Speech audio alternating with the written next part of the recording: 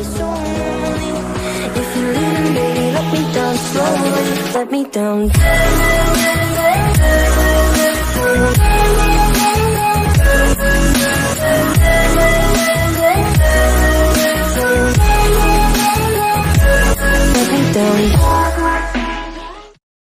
Sampai mati. Klan Tinta yang tersisa melihat sekeliling dan tidak ada lagi musuh. Pertempuran ini berlangsung selama beberapa bulan hampir tanpa jeda dan akhirnya berakhir dengan kemenangan pasukan sekutu dari ras manusia dan ras batu kecil. Untuk ini pasukan klan batu kecil membayar harga yang mahal, dan klan batu kecil yang masih bertahan saat ini kurang dari 30% dari masa kejayaannya. Adapun ras manusia, pasukan ras manusia saat ini hanya 1 juta, dan bahkan sosok peringkat ke-9 telah berkurang hampir setengahnya, dan peringkat ke-9 yang jatuh pada dasarnya adalah peringkat ke-9 yang baru dipromosikan. Meskipun mereka telah berhasil menembusnya peringkat ke-9, mereka tidak punya waktu untuk mengkonsolidasikan kultivasi mereka. Dibandingkan dengan peringkat ke-9 veteran, latar belakang mereka tidak dilakukan lagi lebih tipis. Di antara yang selamat masih ada sejumlah besar penyandang disabilitas. Harga yang harus dibayar sangat besar, tetapi pada akhirnya sepadan. Sorakan yang menggetarkan langit terdengar dan orang-orang masih hidup berteriak dan meraung melampiaskan kegembiraan di hati mereka. Tidak seperti tentara Terran biasa, para pemimpin senior Terran tahu bahwa perang belum berakhir. Meskipun orang-orang Tinta keluar di Great Forbidden di hari pertama dan dipenggal selama Tinta sebagai sumbernya tidak mati, orang-orang Tinta akan kembali bagaimanapun seluruh orang Tinta diasuh oleh Tinta sendiri, kekuasaan.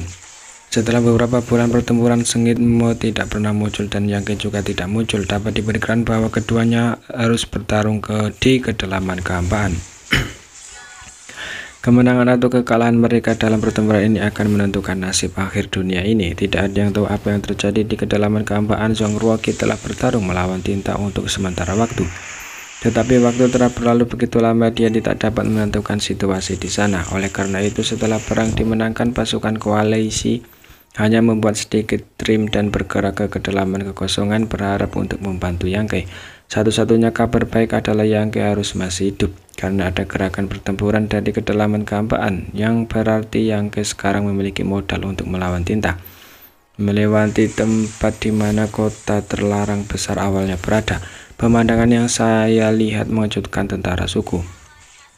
Saya melihat ada sarang tinta yang tak terhitung jumlahnya di kehampaan, dan sarang tinta tingkat raja yang berharga dapat dilihat di mana-mana. Namun meskipun ada banyak sarang tinta, tidak ada aktivitas klan Tinta.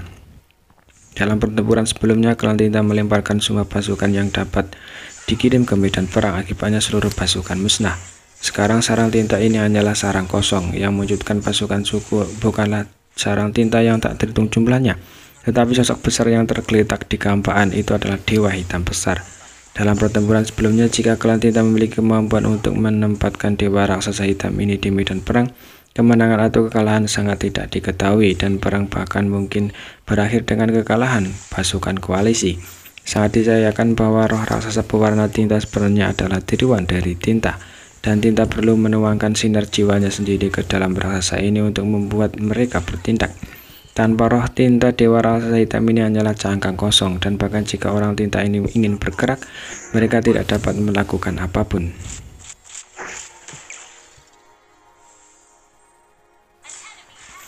Di luar kehampaan yang semula diselimuti kota terlarang besar, pasukan koalisi bergerak maju, namun semakin jauh ke depan, operasi Mejinglun menjadi lebih serius. Dia datang dengan pasukan koalisi. Dia awalnya bermaksud membantu Yangke. Dia juga tahu bahwa Tinta kuat dan mengaku telah mencapai ranah pencipta legendaris. Meskipun pasukan koalisi berjumlah besar, mereka mungkin bisa memberikan Yangke dengan bantuan tidak terlalu besar.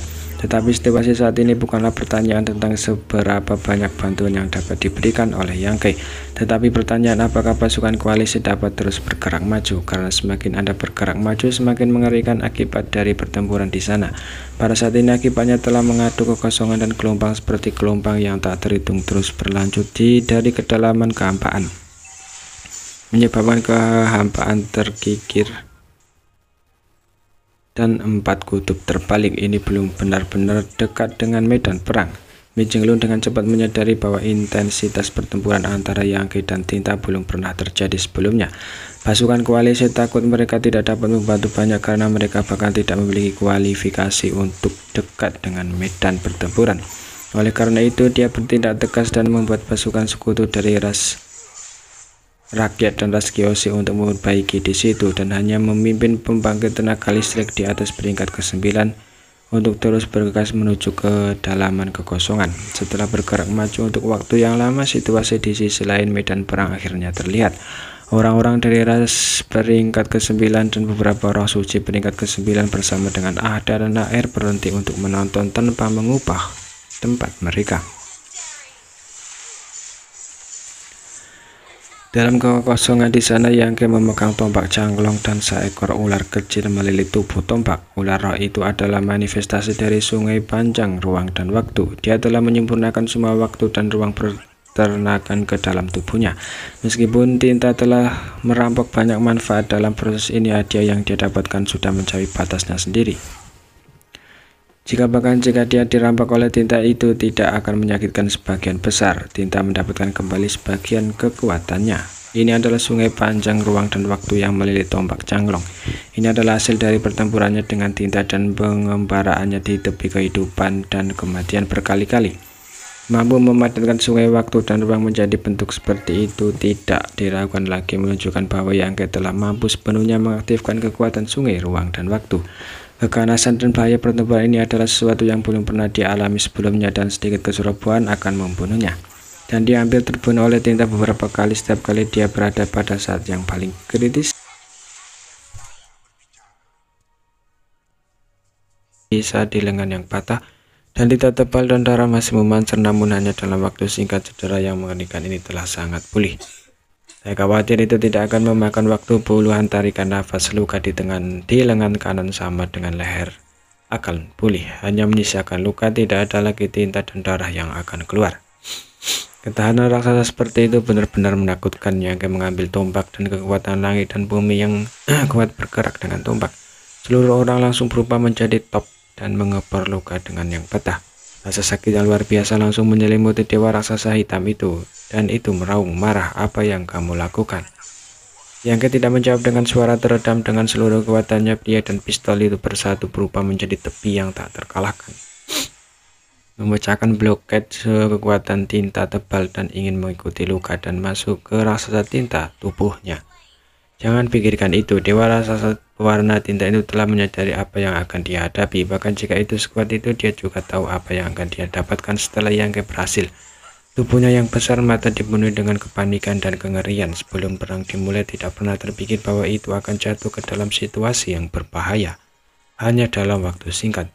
Ketika kata-kata itu jatuh, ia mengangkat tangannya dan menepuknya ke arah Yang Ke. Dalam situasi ini, ia seperti menepuk nyamuk yang menggigit tubuhnya. Jika telapak tangan ini terpenuhi inkarnasi naga suci, Yang Ke mungkin jatuh dalam sekejap. Pada saat yang sama, ia sepenuhnya mendesak kekuatannya sendiri untuk membentuk perlindungan kental dan kokoh di luar luka dengan yang patah untuk mencegah invasi Yang Ke. Selama ia dapat menembak musuh tanpa mati setelah diserang, semua krisis dapat diatasi, terpecahkan. Perasaan krisis yang belum pernah terjadi sebelumnya muncul di kepala Yang Ke.